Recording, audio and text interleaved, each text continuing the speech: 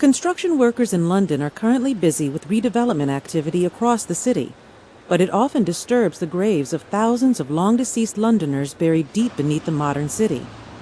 The Wellcome Collection has brought together a carefully selected array of some of the more interesting skeletons whose history spans several centuries. We found all of these skeletons. We actually have 17,000 at the moment at the Museum of London, but there were lots more, and quite a few then have been reburied.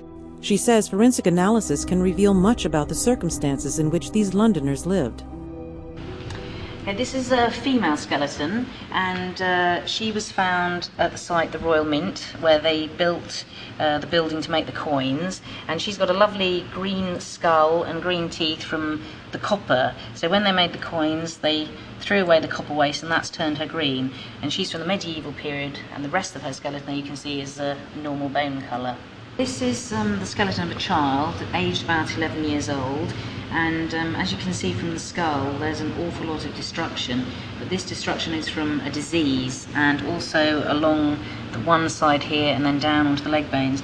And this child unfortunately suffered from congenital syphilis, and so that meant that the mother had venereal syphilis, and it was passed from mother to child. Fast forward a few centuries, and the socioeconomic condition of modern-day East London has parallels to centuries gone by.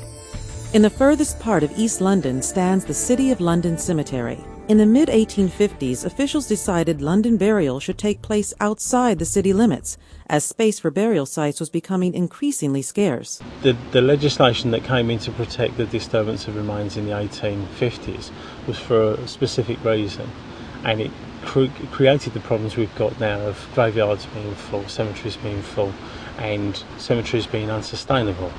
Therefore, we have to move forward to reusing graves. While that may not be an ideal solution for many, it will mean at least that the Londoners buried here will not meet the same fate as their 14th century counterparts.